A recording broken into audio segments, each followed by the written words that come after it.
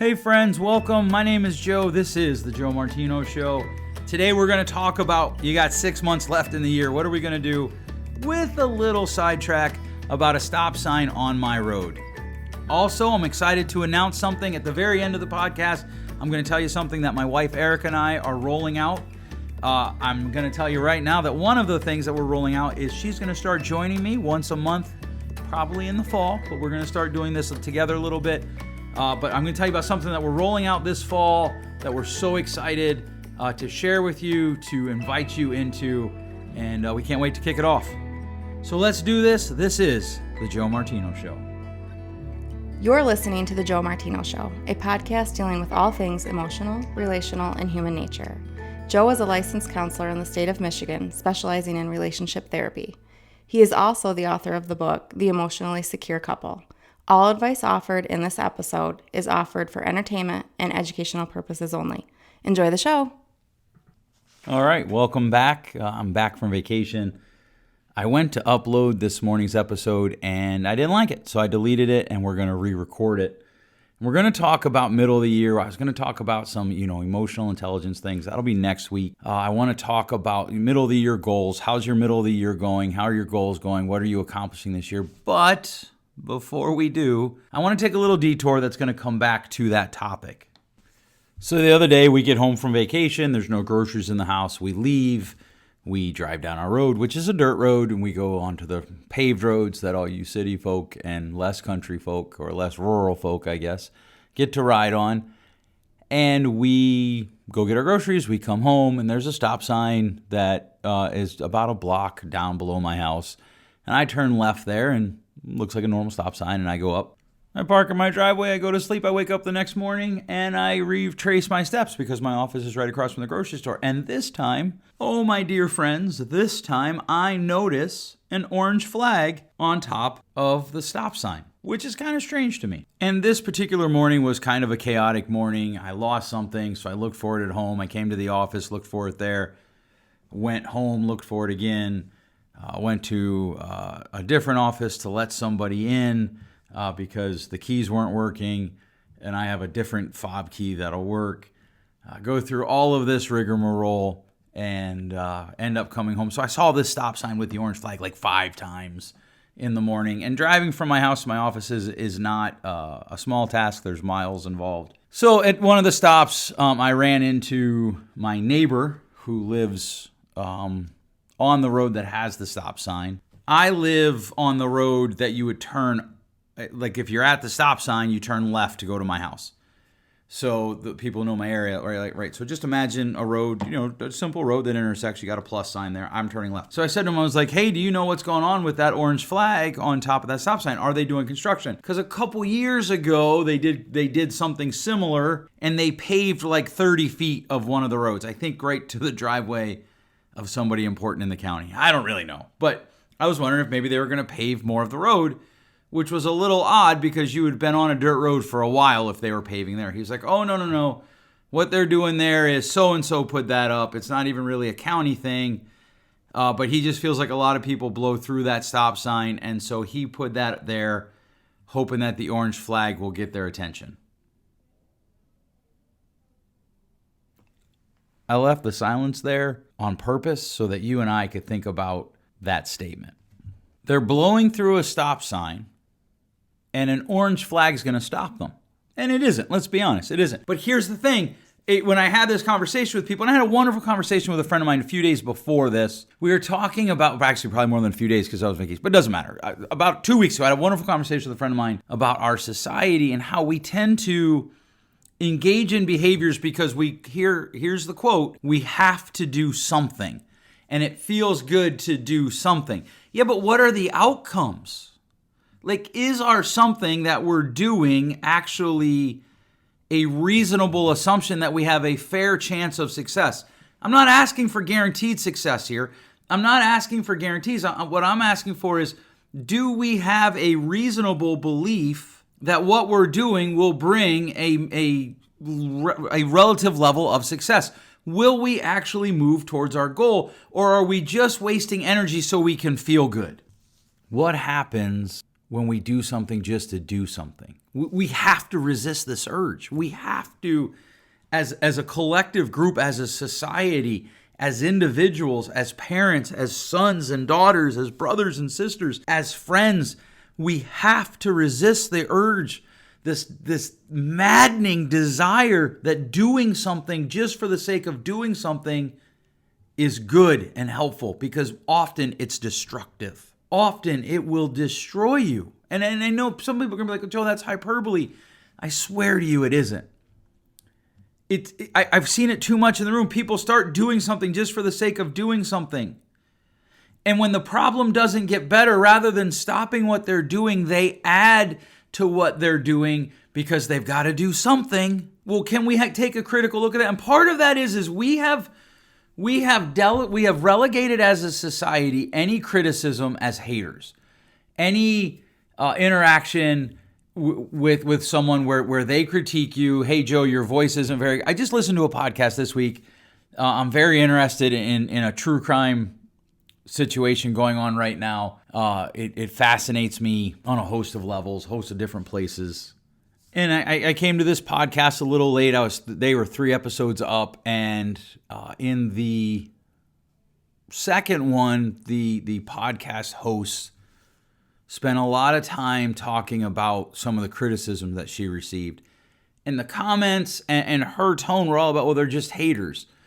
No, actually, your podcast isn't very good. It just isn't very good. There's a lot of mistakes in it.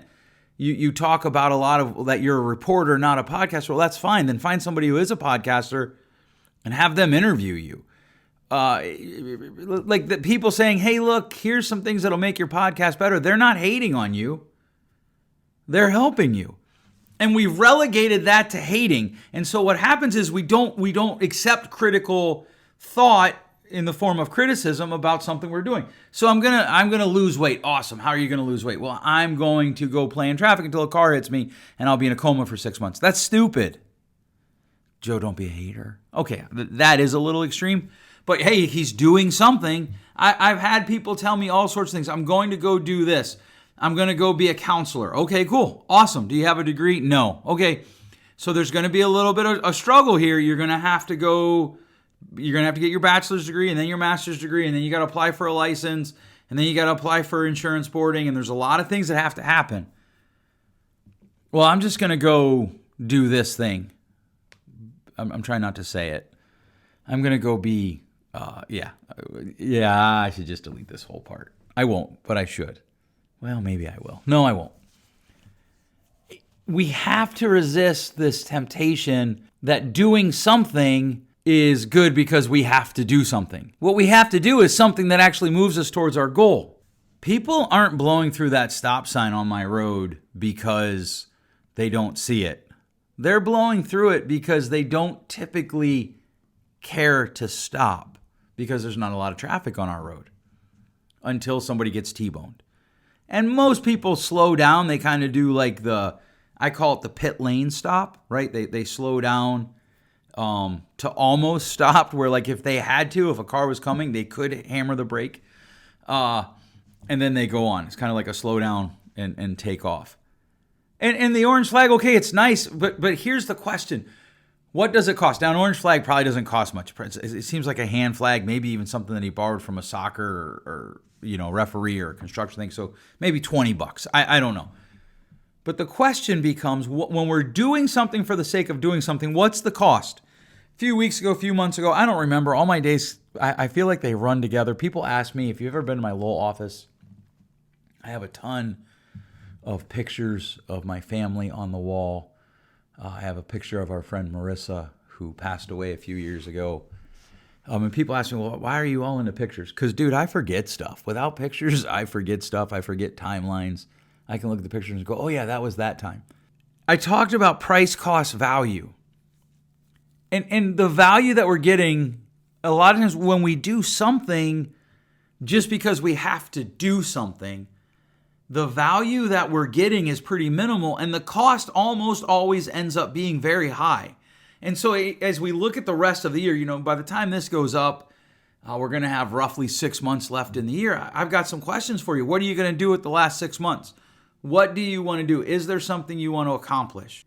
One of the things that I want to do is I want to help people, period. I want to help people. And so one of the ways that we do this, I talk about this all the time. I'm not sponsored by them. I just believe in what they're doing. We utilize compassion, and I have a goal for how many kids that I want to sponsor. And you don't have to have that goal. I'd love for you to sponsor one kid. If you have $40 extra a month in your budget, you can sponsor a kid and have $2 left over to buy a coffee. $40, you get a cup of coffee with it, as long as you go to the coffee shop and buy it. And you can sponsor a kid from Compassion for $38. You can change their life. Here's the thing I love about Compassion. Probably about 10 years ago, there was an organization that wanted to prove that places like Compassion don't work. So they went to Compassion and all the others. I'm not going to name the others. And they said, we want to do this. All the others said no. Compassion said, yeah, let's do it. Cool. Let's see if our programs help the kids that we're service in the countries around the world. And you know what? The people who set out to prove that it doesn't work, they were wrong. It does work. The outcomes were amazing. And so there is a price cost value that we see. What do you want to accomplish? I want to help people. I want to help people in other countries. I can't really commute to other countries. So here you go. I don't care what it is. What do you want to do with the last 6 months of 2021? What do you want to do? And then how are you going to measure it? Because if you're like, okay, well, I want to get healthier, so I'm just going to start running 6 miles at 3 o'clock in the afternoon. I've never run before, but it'll be okay. No, that's doing something just for the sake of doing something. And the cost is typically it doesn't work. And not only does it not work, but we become discouraged and we stop. So what do you want to do with the last 6 months of the year? What do you want to do? Why do you want to do it? Why do you want to do it? So here's the thing. The orange flag over the stop sign, that's actually kind of a noble reason. Okay, I want to make sure people stop. I'm 99% sure. I'm not quite sure which person put it up. I think the person who put it up has kids, so maybe there's a concern there. Like, there's good reasoning, but why do you want to put it up has to be married to the question, or not why do you want to put it up? Why do you want to do what you want to do has to be married to the question of how will you measure success? What do you want to do? Why do you want to do it? How will you measure success? And then the last question, when will you measure success?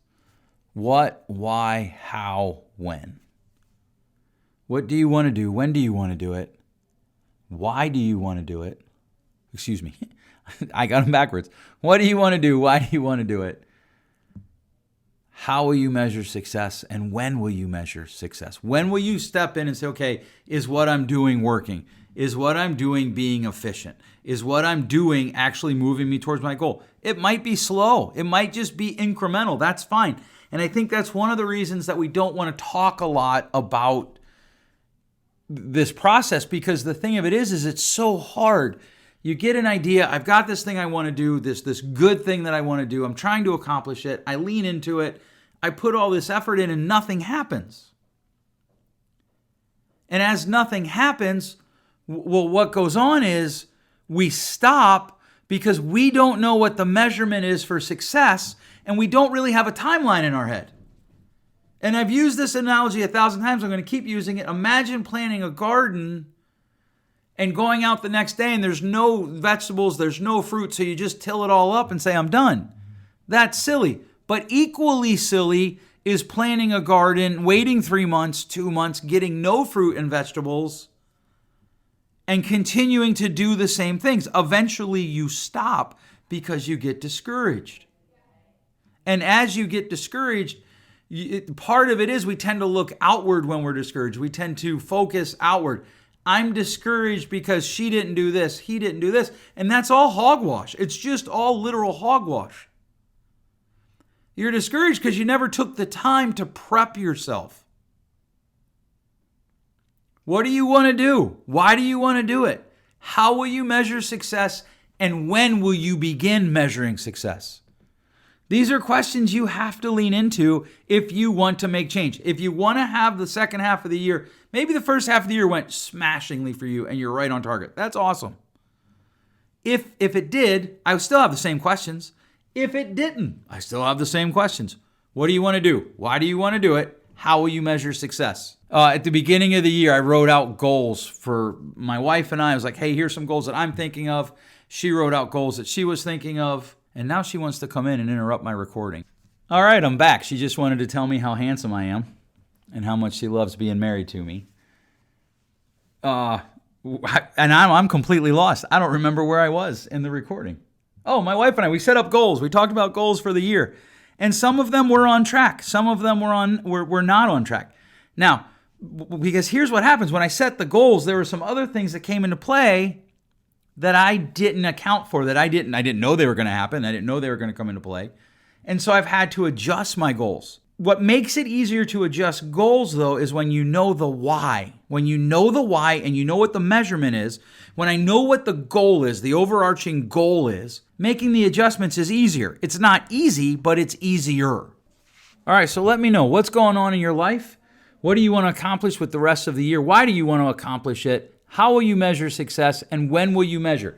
One of the things that I do with the goals that my wife and I set is I measure them monthly. Every month, the first 8 days, I get into my computer, I pull up my little spreadsheet that I have, and I track the changes, the things that we were shooting for, and I see how we're doing. Right now, one that I'm failing on is the book. I'm not keeping up with what my desired goal was. I have a lot of ideas about that. One of them, I think is just the loss of a third space. I did a lot of my writing of my last book at coffee shops. It's not the same for me writing in offices. I'm not sure why, but that is a reality. Another area, though, where we have set a goal and we are excited to say that we are not only moving forward with that goal, but we're ahead of that goal, is we are ready to launch couples retreats, up to 4 couples. One couple could pay, by themselves and come, or up to 4 couples can come to Florida. We're going to have retreats down there. We're going to have men's retreats. We're going to have women's retreats. We're going to have parenting retreats. We are going to have just team retreats if companies want them. We're excited to launch this. We now have what we hope is a clear understanding of the government's expectations of our responsibilities for COVID and how they want us to respond to that and operate in a way that is congruent with our values and the values of society. And so we're excited to announce that these are coming. Stay tuned. If you haven't subscribed to my webpage, go to joemartino.com. Scroll down. There's a place for you to put your email address in and hit subscribe, and you will get more information there. You can also find us on Facebook, facebook.com/Joe Martino Counseling. You can also find me on Twitter, twitter.com/Joe Martino. If you're interested in these, it's going to be a good time. You can bring friends down and maybe 4 couples that are friends, or 3 couples or 2 couples. We probably aren't going to go much more than 6 couples, with 4 being our ideal. Or you could pick like a stranger weekend. Like, okay, my spouse and I are going to go down, and we know there's going to be other couples down there that we don't know, and that's okay too. What we're going to do is we're going to have instructional time. We're going to have some counseling-esque time. It won't be counseling because that is not something that can be done, but it will be counseling-esque. We'll kind of go through some things that we talk about in the therapy room. We're going to go through some things that we talk about in previous conferences. And then there's going to be a lot of one-on-one time, or 2-on-2 time, 2-on-4 time. And then we're going to have time for you to purposely focus on dates and building positive memories with your spouse. And we really believe that these intensives will be transformative for people that are in a lot of trouble in the relationship, and for people who are in a good place and they just want to make sure that the foundation is secure. So we're excited to announce that that's happening. That is a goal that we had. And so right now we're not only on schedule, we're a little bit ahead of schedule. I know why I'm doing it. I know what the metric is, and I know how I'm measuring it. All right. Thanks so much for listening. We'll catch you next time. Thanks for listening. If you enjoyed today's show, please share with a friend. And hey, give us that rating in your podcast store. Until next time, change possible.